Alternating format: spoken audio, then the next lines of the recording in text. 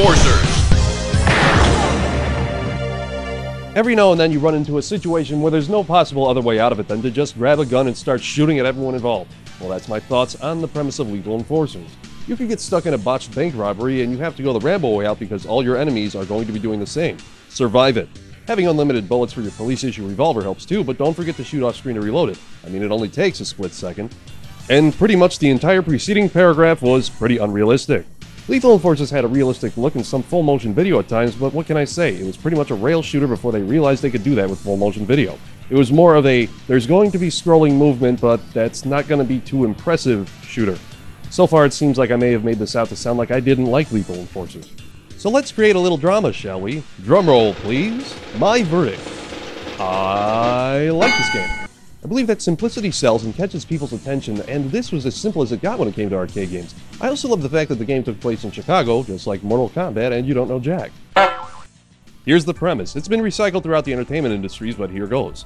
You are an elite member of a police squad, and all the others have been killed or hospitalized by the time you get on the scene. This just leaves you, a ton of bullets, and the answer, which is what I would call my fictitious gun. Of course, you might occasionally find an arcade machine with a pink gun, but if you think about it, that might add to the deception of the game. Think about it. You would waltz into a bank robbery gone wrong with a pink gun and say, "Hey criminals, I'm going to shoot you." By this time, they're laughing so hard that you just start shooting them in the face one by one, and then you get to say something cool like, "Pink guns still draw red blood," and then walk away uncaring like a total badass. I was always a fan of the rail shooters or shooting gallery types of games. You didn't have to take control of moving around, you just had to aim and fire. It was all dependent on how quickly you would react to some enemies just popping out of different parts of the scenery. Of course, the innocent people that have to make their presence known by popping out of wherever they were safe because they forgot bullets aren't friendly. Well, that's the best answer I could come up with, honestly. One credit would get you 3 to 5 bars of energy depending on how greedy the arcade you were playing at was. The environments were somewhat interactive, and most of the time you would have to shoot something in the background to reveal another type of gun. Shoot that, and you'd start using it, at least until you got shot. Then it's presumed you dropped the gun and had to go back to the revolver, because that thing's always glued to your hand, and you never lose it. The levels consisted of a bank robbery, a Chinatown assault, a plane hijacking, a drug deal gone wrong, and a chemical plant sabotage.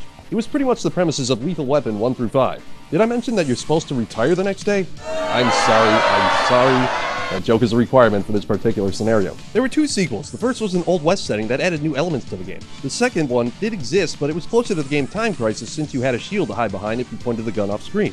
There were ports for the following systems, and at this time Nintendo wasn't still sure about the violence level, so that one got censored, but it was still the same game, and still very fun. If you see Lethal Enforcers, give it a try and become your favorite hero from a buddy cop action movie for a little while. But I'm Multi-Monitor Mike, and Arcade Past, let's make it last.